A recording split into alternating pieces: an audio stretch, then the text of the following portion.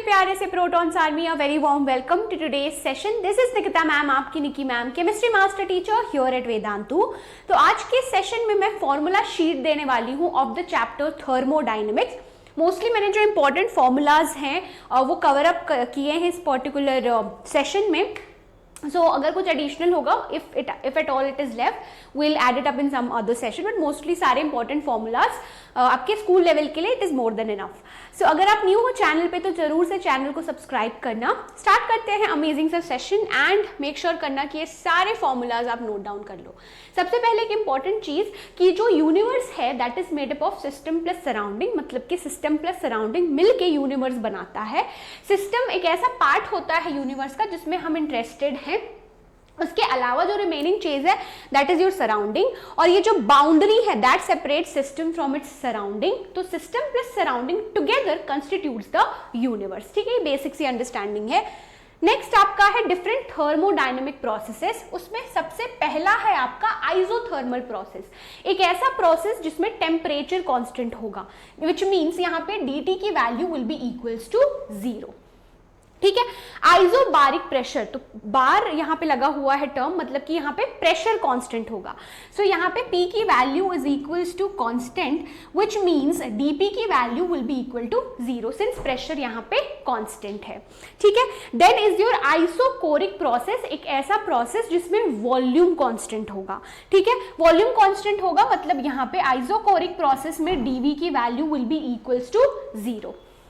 ठीक है, then is your adiabatic process जिसमें heat absorption or emission is equals to 0 होता है, विच मींस dQ की वैल्यू यहाँ पे इक्वल्स टू 0 होगी, और ऐसे प्रोसेस को हम एडियाबैटिक प्रोसेस कहते हैं। ठीक है, ये आपके 4 प्रोसेस थे। नाउ नेक्स्ट जो आपका है इंटरनल एनर्जी वाला टर्म, इंटरनल एनर्जी को हम U या E से कैलकुलेट करते हैं, आई मीन डिनोट करते हैं। This is the sum of all types of energy associated with atoms और मॉलिक्यूल। तो इंटरनल एनर्जी जब आप कैलकुलेट करते हो ना, वो सम होता है टोटल उसके काइनेटिक, पोटेंशियल, इलेक्ट्रॉनिक, न्यूक्लियर, जितनी भी एनर्जी वहां पे है सिस्टम में, वो एड ऑन जब करोगे तो इंटरनल एनर्जी कैलकुलेट होगा। तो यहाँ पे एक चीज मैं एड ऑन करूंगी कि इंटरनल एनर्जी का absolute value, perfect value you can not calculate, absolute value can't be calculated. ठीक है, it can not be calculated, only change in state can be calculated. Change को हम डिनोट करते हैं delta से, तो डेल्टा यू मतलब कि यहाँ पे delta U is the change in internal energy which is equal to U final minus U initial. तो एब्सोल्यूट वैल्यू, परफेक्ट वैल्यू आप कैलकुलेट नहीं कर सकते। ठीक है, नेक्स्ट आपका है that is equal to the first law of thermodynamics. So mathematically first law of thermodynamics is delta U equals to Q plus W. ठीक है, यहाँ पे जो डेल्टा U है that is actually change in internal energy, तो इसको मैं लिख सकती हूँ U2 minus U1 that is equal to Q plus W। Q यहाँ पे है अमाउंट ऑफ हीट गिवन और W है amount of work done on it. ठीक है, एंड ये चीज आपको पता होगी कि energy of the system is always conserved. ठीक है, okay. Next is your IUPAC convention about work. तो जब work is done on the system, तो इस पर्टिकुलर केस में you will take work done as positive. When work is done by the system which leads to expansion, तो उस case में work done आप लोगे नेगेटिव। ठीक है, नेक्स्ट इसमें एंथैल्पी है, एंथैल्पी को हम डिनोट करते हैं H से, जो कि आपको टोटल हीट कंटेंट बताता है, right, of the system. Enthalpy है H जो कि आपको टोटल हीट कंटेंट बताता है। So H equals to U plus PV, ये बहुत इंपॉर्टेंट है, न्यूमेरिकल बेस्ड क्वेश्चंस में भी आपको यूज होगा। तो यहाँ पे आप लिख सकते हो DH equals to DU plus DPV। H is enthalpy of system, U आपका इंटरनल एनर्जी है, P इज द प्रेशर और V आपका यहाँ पे क्या होगा, वॉल्यूम ऑफ द सिस्टम होगा। ठीक है, नेक्स्ट यहाँ पे H equals to U plus PV है। अगर मैं चेंज के फॉर्म में लिखूं, delta H is equals to U delta U plus P delta V, and delta H equals to QP। अगर मैं फर्स्ट लॉ के साथ कंबाइन करूं, so at constant pressure delta H equals to QP, that is the heat calculation at constant pressure. Next आपका है heat capacity, ये quantity of heat रहती है that is required by the system, ताकि आप रेस कर सको, इंक्रीज कर दो temperature by 1 degree Celsius, that is equal to CT equals to delta Q by delta T, और या फिर आप dQ बाय dt लिख सकते हो। इसका ऐसा यूनिट है जूल पर डिग्री सेल्सियस, ठीक है।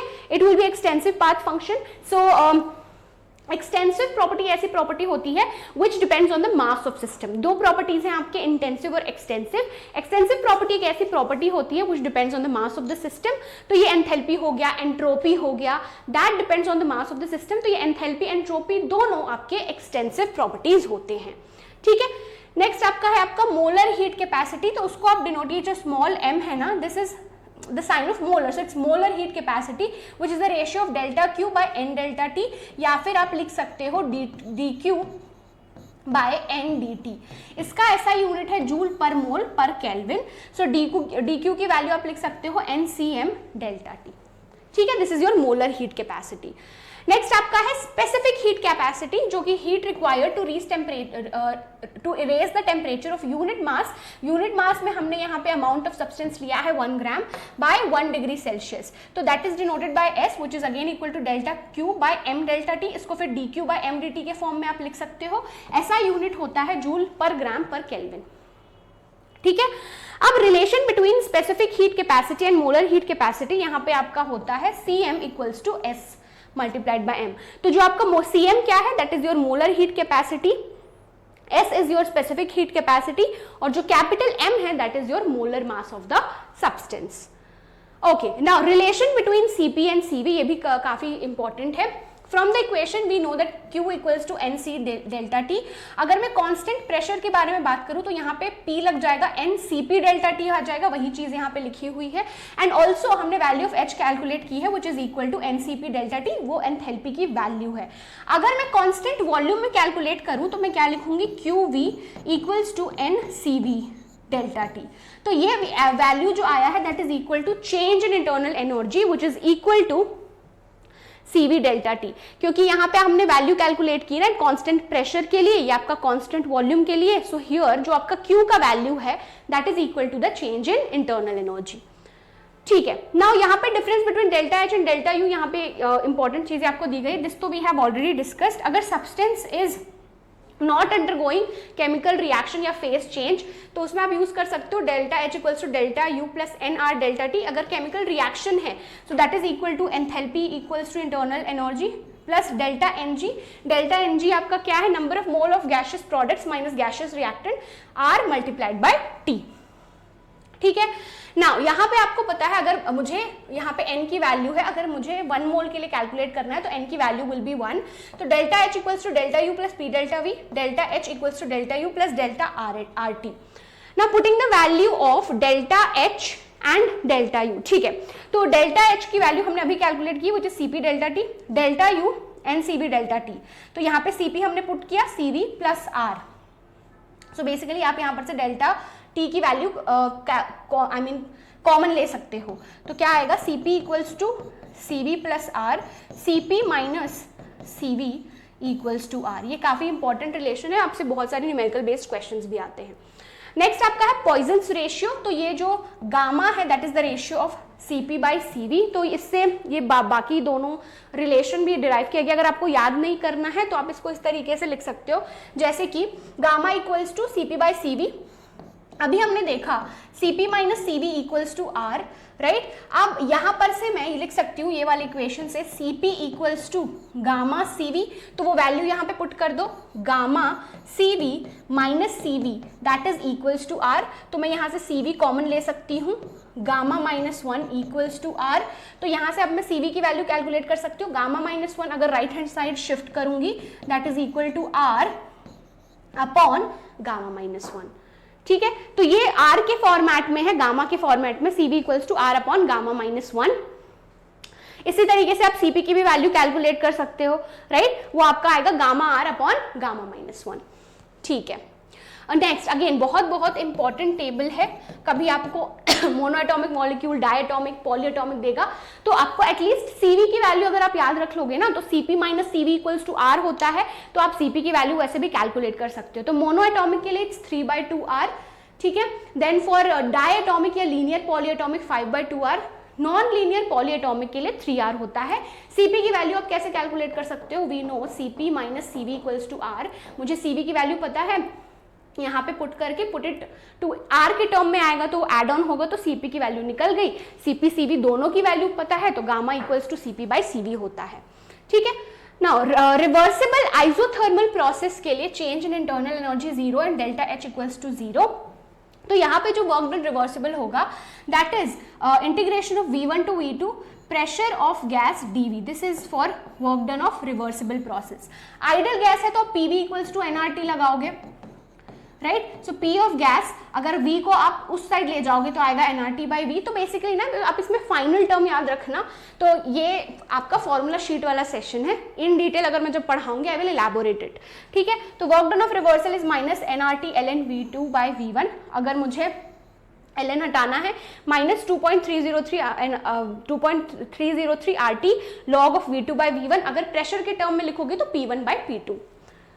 ठीक है, नेक्स्ट आपका है इरिवर्सिबल आइसोथर्मल प्रोसेस के लिए। इस केस में डेल्टा यू की वैल्यू विल बी 0।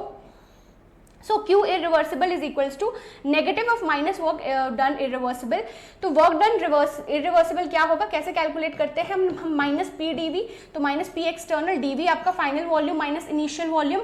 तो work done irreversible will be minus P external nR2 by P2 minus nRT by P2 minus nRT by P1।